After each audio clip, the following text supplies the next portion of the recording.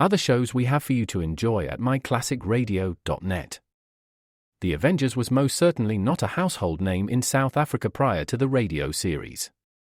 With no national television service until 1976, the mechanism simply was not present in the country to show television programs to mass audiences. While many other countries reveled in the filmed adventures of John Steed and company, South Africa was not equipped to join in the fun. The series took Britain by storm and made a major impression in the American markets, being that greatest of rarities, a British series given a network transmission slot. However, as a filmed series, rather than a videotaped one, The Avengers was able to gain a modicum of exposure in South Africa through film rentals. Come and listen at myclassicradio.net.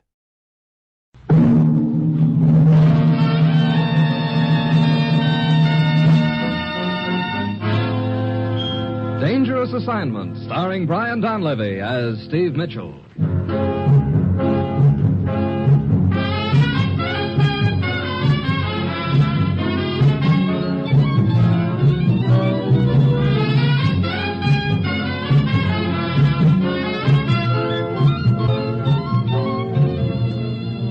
Yeah, danger is my assignment. I get sent to a lot of places I can't even pronounce. They all spell the same thing, though, trouble. But when I walk into the commissioner's office, I don't realize this assignment's going to end up with a guy I'm looking for shoving a gun in my back, and me doing my best to help him.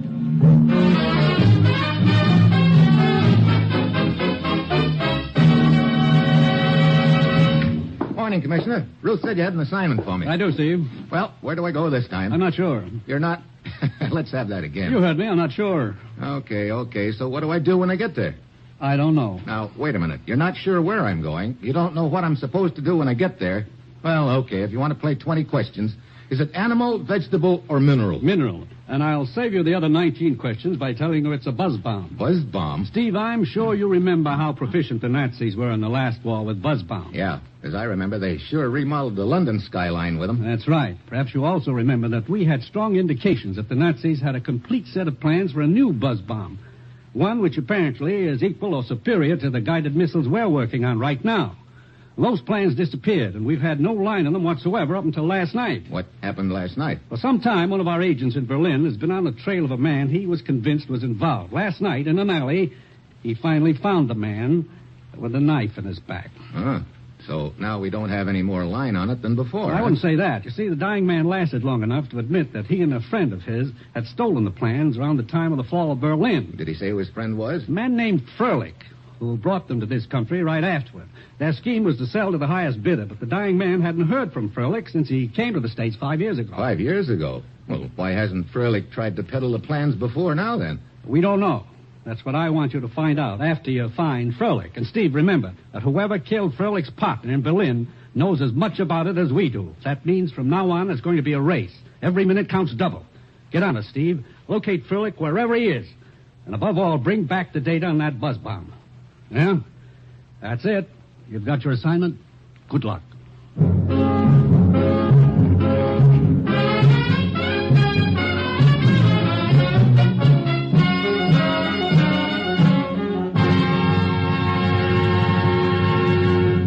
The National Broadcasting Company is presenting Dangerous Assignment, starring Brian Donlevy as Steve Mitchell, colorful, two-fisted government agent. At all those places of the world where danger and intrigue walk hand in hand, there you'll find Steve Mitchell on another Dangerous Assignment.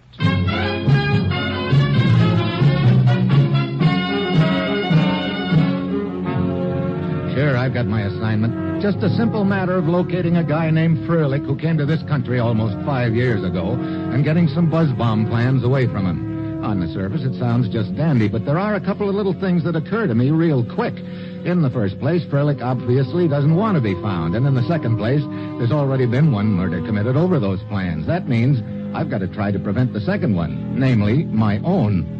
I head for the immigration office and start checking their files. 5 hours later, I find a record of Froelich docking at New York, May 13th, 1946. I head for New York to follow it up. The local office digs out the file for me, and I find that Froelich listed as his next of kin a cousin named Julius Sachs in the Bronx. I copy down the address and go over.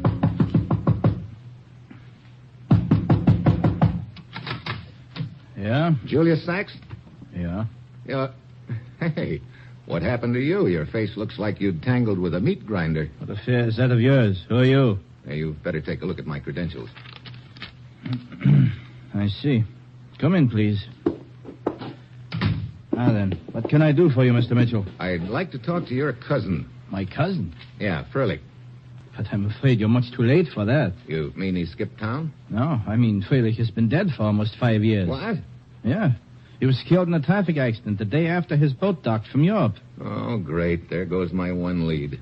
Huh? I'll skip it. Look, did Froelich ever mention anything to you about any valuable papers he had? No. You know, it's strange that you two should ask this question. What do you mean, me too? You observe the condition of my face. Last night I was almost beaten to death. My cries for help drove my attacker away and saved my life. Who was he? I do not know. I've never seen him before. A man with bulging eyes. He kept asking me strange questions about Freilich's papers. Questions which I was unable to answer. Brother, they're sure not losing any time.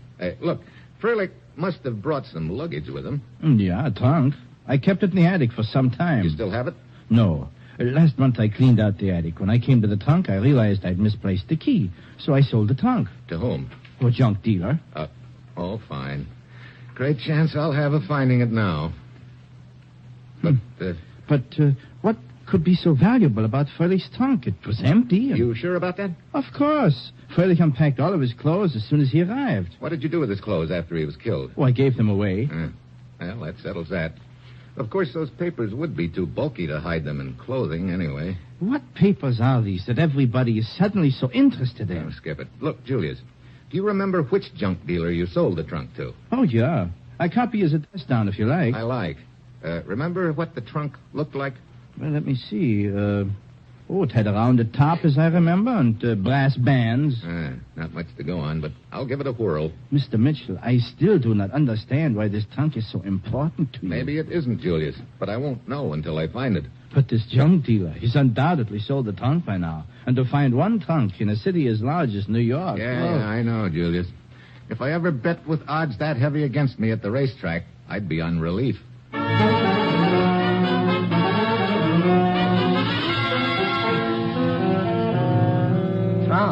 Trunks.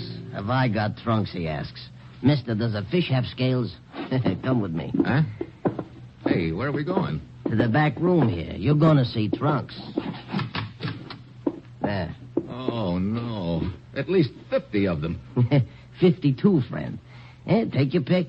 $2 each. $3 with keys. Look, the one I'm interested in you bought about a month ago from a guy named Julius Sachs. You happen to remember it? Mister, in my business, it's not the names that count. It's the merchandise. Sack, schmack. Well, this merchandise had a rounded cover and brass bands. Oh, an old baby, huh? Yeah. Oh, I don't know. I get a lot like it with it. Hey, wait a minute. You remember it? It seems to me I sold a trunk like that about 3 weeks ago. Yeah, I remember now. I had a couple of keys made for it, and I sold it to a doll down in Greenwich Village. Let's see, Alice Chambers. I thought you didn't remember names. Hey, mister, you see her, you'll remember her name, too. You happen to know where she lives in the village? Rooman House, I think she said. Okay. Thanks. Hey, wait a minute. Hey, what's the matter? So you come in here asking about trunks. I give you a good price, $2, $3 with keys. And all you're fishing for is a doll's address. Hey, you know, this sort of thing does not help me further my career. Okay, career boy. Here's $5. Have a couple of trunks on me. With keys? Yeah, here's another $1 with keys. So I head for Greenwich Village. I know what I'm following is strictly a hunch, and I'm just hoping the hunch doesn't turn into a wild goose chase. Steve Mitchell, government agent, shagging around New York after a beat-up second-hand trunk hit. When I get to the village, the usual array of characters are floating around. The gent on the curb carving statues out of soap. The guy with hair down to his shoulders sawing away at a fiddle. The works. I nose around inquiring about Alice Chambers. Finally, I learn that her rooming house is just around the corner. I turn the corner. Then I spot a crowd in front of the doorway with a couple of cops pushing them back. On the edge of the crowd stands a tall, skinny gent wearing a long black beard and a long white toga. Excuse me, I'd like to get by. Ah, my friend, you disappoint me. Huh? As I watched you approach, I thought, here is a man of character. surely he will not stoop to this. Yet here you are, yielding to the same morbid curiosity which is the common denominator of the ignoramuses which our crass and materialistic culture spews forth upon our sidewalks in ever-increasing multitudes. Look, save the lecture, Professor. I do not remember making your acquaintance, yet you seem familiar with the title which my earnest but unfortunately too few students have bestowed upon me. Just psychic, I guess. Hey, what's going on, anyway? Merely another unfortunate instance of man's inhumanity to man. Will you skip the double talk? Hey, does Alice Chambers live in this rooming house? A very profound question, my friend. What's so profound about it? A question which has occupied the minds of philosophers and theologians for centuries. Whither doth the soul take flight when the body... Soul? Body? Hey, wait a minute. What are you talking about? This Alice Chambers... What about her? It would appear that at some time during the course of the night, she was murdered.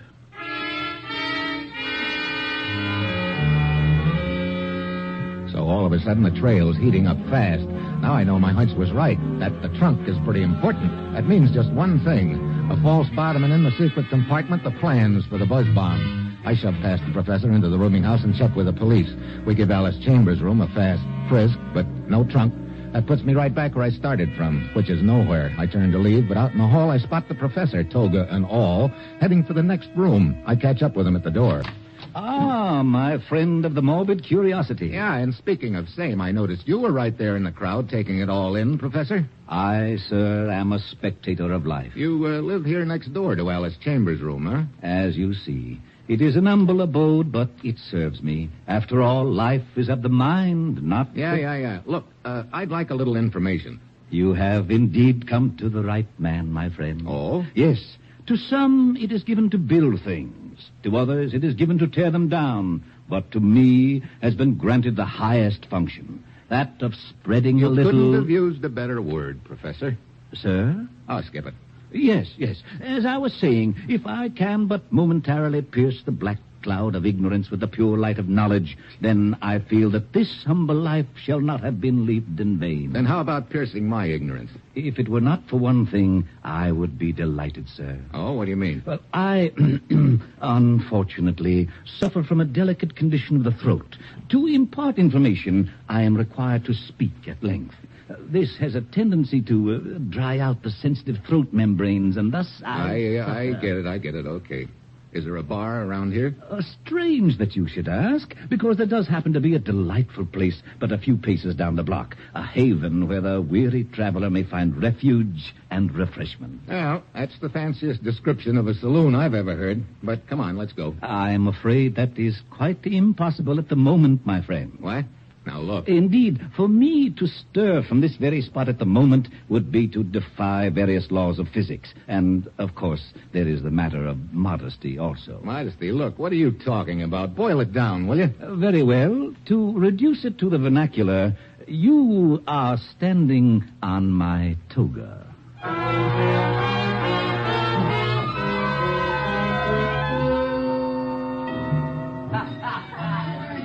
So... this is the quiet haven for the weary traveler, huh? Is it not delightful? Professor, I've got to hand it to you. You've got a great imagination. Now, look, are your tonsils oiled up enough so you can tell me a few things? I shall strive bravely, between libations, of course. What would you like to know? Did Alice Chambers have a visitor last night? Yes. What time? Shortly after dinner. Did you see him go into a room? In a manner of speaking, yes. You knew him? Quite well. Well, who was it? Myself. What? It was my custom to call on her to exchange a few pleasantries at the close of the day. Oh, great. Now, look, that's not what I mean. Did you see anybody else near her room? No. Well, I guess that's that. Of course, the rather questionable-looking exophthalmic individual who asked me for directions to a room later in the evening might have been somebody who would... Well, wait a minute. Let's have that again. I was taking my usual evening stroll, a short exophthalmic... Oh, reduce it to the vernacular, will you? Very well. His eyes protruded slightly. Oh. Could be the same button-eyed gent who slugged Freilich's cousin Julius Sachs. Freilich? Julius Sachs? I'm afraid I've not had the pleasure of either of these... So Button Eyes was trying to find Alice Chambers. Looked like he found her all right and killed her. Well, that still doesn't help me much. He obviously got the trunk, so... Trunk? What trunk? It used to belong to a gent named Freilich. His cousin Julius sold it to a junk dealer who peddled it to Alice Chambers. And now 5 will get you 10. Button Eyes has it, and I'm too late. Oh, but I assure you that is quite impossible. What do you mean? Well, it is a well-established law of physics that an object cannot be in two places at once. I still don't get you. How could your ex-ophthalmic friend have possession of the trunk when Alice Chambers sold it 5 days ago? Sold it? You know, Professor, trying to get information out of you is like riding the merry-go-round. I have to go 3 laps each time before I grab the brass ring. A colorful analogy. Who'd Alice sell it to? A friend of hers, a dancer named Yvette. Ballet dancer? In a manner of speaking. You know where Yvette is? I do. Good. Give me her address. I'll run over and talk to her. Oh, but I fear that would be quite impossible. To run over and talk to Yvette would be to defy several laws of Now, gravity. don't start that again. Where is Yvette? 4 days ago, she left for London. London? Oh, brother. This is really turning into an obstacle race. Okay, Professor, thanks. We finally made it. The pleasure was all mine, sir. It has been a most stimulating conversation. I hope that we may look forward to another one. Sure. Sometime when I've got 3 hours to kill and I want to find out what day it is, I'll be around.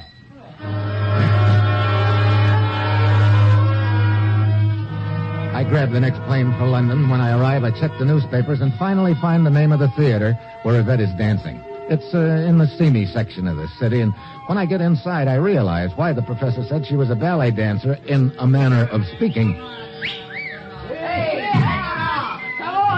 I slip around backstage while she's doing her dance and find her dressing room, but there's no trunk. So it looks like Button Eyes is still ahead of me. I turn to go out, then I see something hurtling through the air at me. A flat iron. I drop to one knee and it sails past me into the mirror. Hey. Hey, yourself. Ah. Hello, Yvette. What is this, Grand Central Station? I'm sorry to barge into your dressing room like this, but... Look, I'm getting a little tired of this routine. What? Twice already today there have been guys snooping around my room. Twice? Yeah. Wait, was one of them a short guy with button eyes? I don't know. I didn't get a decent look at either of them. But if they're friends of yours, you tell them for me that I They're don't not like them. exactly friends of mine, Yvette. Here, you'd better take a look at my credentials. Oh, so you're a government agent, hmm? But I still don't see why you're snooping around my dressing room. I'm looking for the trunk Alice Chambers sold you back in the States last week. Oh, that. I lent it to Joe Feeney the night before last. Whoever he is. Oh, he's my boyfriend. He's with the Flying Feenies, acrobats. Oh, I see. Well, where are they acrobating now? Denmark. Oh, brother. This trunk has really got legs. Thanks. But what's with the trunk, anyway? Look, the junk dealer back in New York told me that he'd had 2 keys made for the trunk. Yeah, Alice gave me both of them when she sold me the trunk. You still got them? Sure, one of them. I gave the other one to Joe when I lent him the trunk. Well, I guess my next stop is the Flying Feenies in Denmark. Now, look, these 2 characters that you saw snooping around your dressing room earlier. Yeah? You think they would have any way of knowing that the trunk is in Denmark now? How could they if I don't even know them or know who they are? Well, then it looks like I'm one jump ahead of Button Eyes for a change, but I still don't get who the other snooper could be. Well, I still don't get what's so hot about that trunk. Hold it. What's the matter? Quiet. What stopped me is a slight sound outside the dressing room. I ease over to the door and jerk it open. Then I spot a little guy scrambling away. There's enough light to tell me it's Button Eyes. I take after him. But he pops behind some of the flats backstage, and when I get there, he's gone. I scour the whole backstage area, but there's no sight of him. Finally, I give up, start heading back to Yvette's dressing room, and then suddenly I hear something swishing through the air. I look up. A sandbag is hurtling down at me. I dive to one side, but it hits me a glancing blow on the side of the head. Sends me down for the count.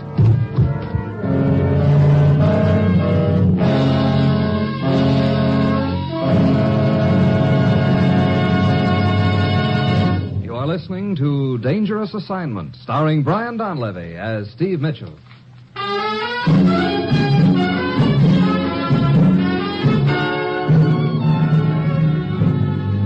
Steve. Oh, Steve. What? Oh, is that? Oh, Steve, you're lucky. You want to bet? Oh, if that sandbag had hit your square. The way my head feels right now, it couldn't have made much difference, believe me. The guy you were chasing got away, hmm? Yeah, he's got a head start on me again. Oh. Incidentally, you mind telling me where you were when that sandbag dropped on me? Why, in my dressing room. You sure about that? Of course I'm sure. Why? Oh, skip it. Brother, This head of mine will probably be throbbing louder than the engines on that plane. What plane? The one I'm taking to Denmark to talk to the Flying Feenies.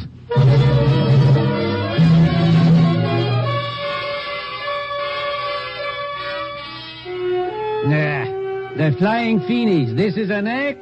It is a catastrophe. So their act doesn't stop the show. Look, all I know is that when I arrived here in Denmark, I learned that you'd booked them here at your theater, and I want to talk to them. You're wrong when you say that act does not stop the show, Mr. Mitchell. It stopped mine cold.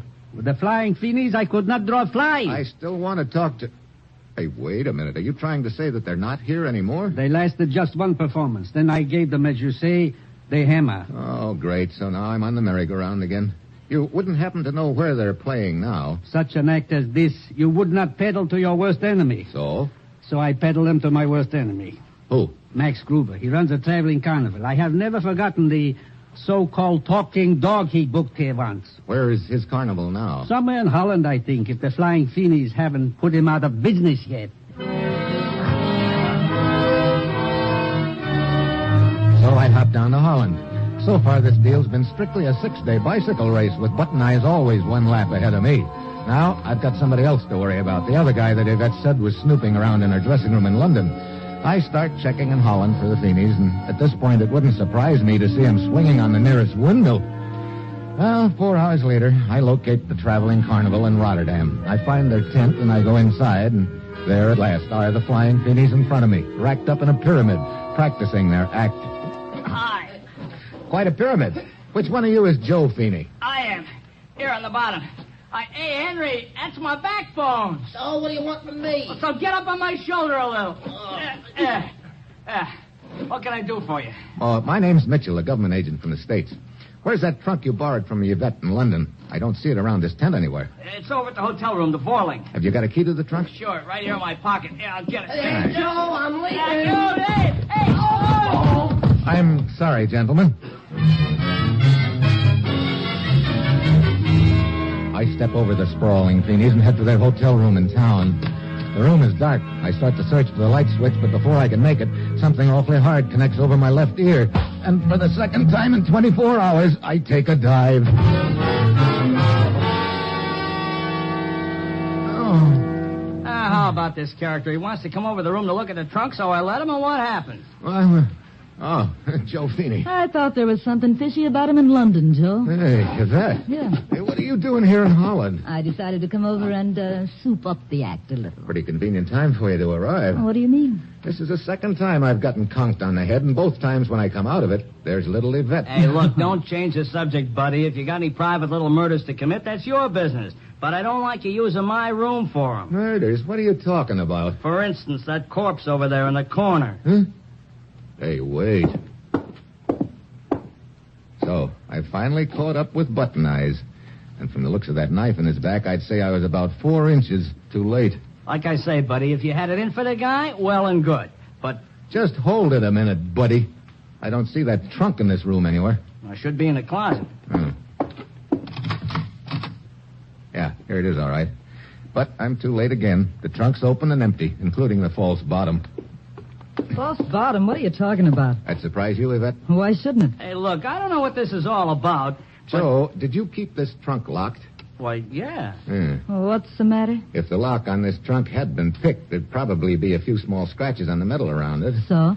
So there aren't any scratches. That means the trunk was probably opened with a key. What are you getting at? I'll start from the beginning, Yvette. Button Eyes was after the trunk right from the start. He knew what was in that false bottom.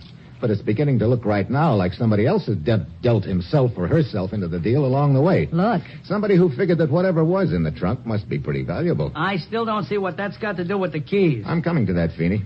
This trunk originally belonged to a gent named Freilich. His cousin Julius Sachs lost the key in New York, so he sold the trunk to a junk dealer who had 2 more keys made.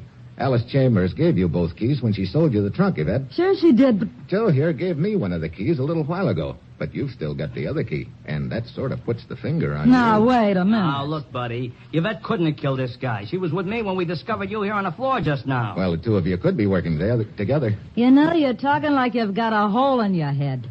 I told you there was a second guy snooping around my dressing room in London. He's probably the one you're after. Yeah, you sure there was a second guy, Yvette? Yeah. Or did you dream up that story for a good cover? Now, look. I heard in London that Joe and his act weren't doing so hot. So I came over here to join him, figuring maybe I could help. As soon as my plane landed, I came right here to the hotel. Then I ran into Joe in the lobby just as he was coming upstairs to the room. So, even if I knew what this is all about, I couldn't have had time to knife that guy and take whatever was in the bottom of that trunk. Okay, Yvette, maybe you're telling me the truth and maybe you're lying. Right now, I'm going to find out which.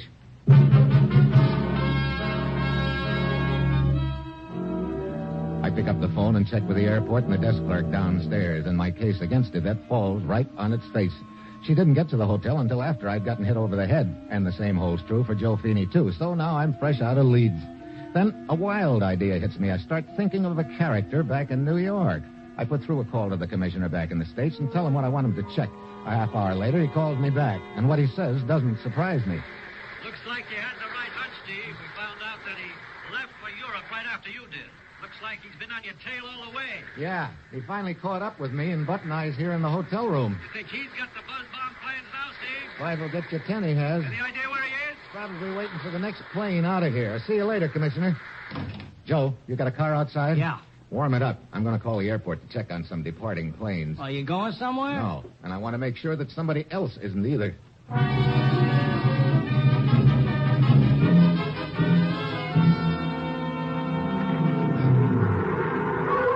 Hey, Mitchell, there's a plane over there getting ready to take off.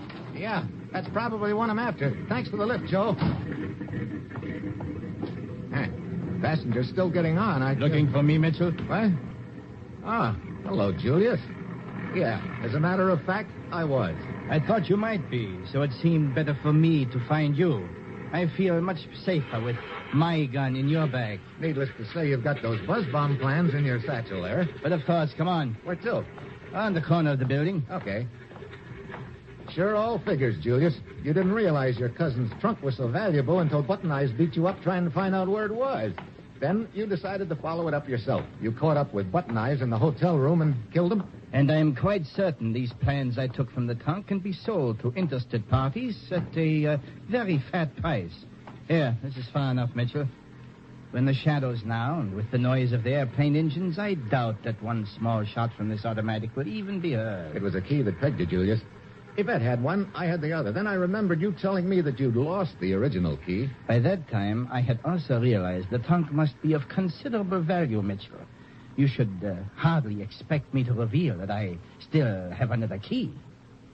Would you? Hardly, Julius.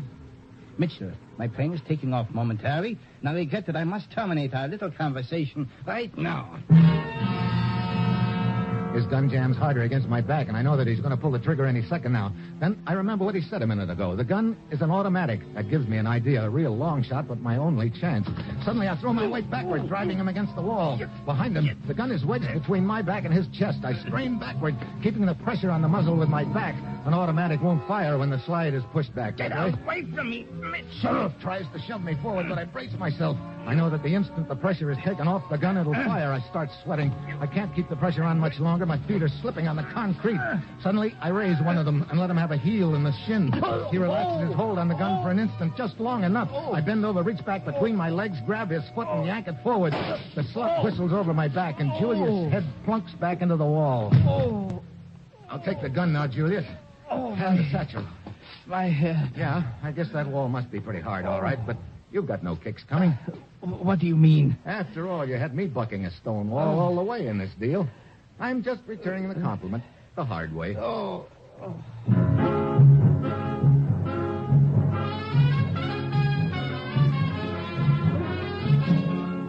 Dangerous Assignment, starring Brian Donlevy as Steve Mitchell, is written by Bob Reif and Adrian Jondo, with music by Robert Armbruster, and is produced and directed by Bill Karn. Be with us again next week at this same time when Brian Donlevy, starring in the role of Steve Mitchell, will embark on another Dangerous Assignment.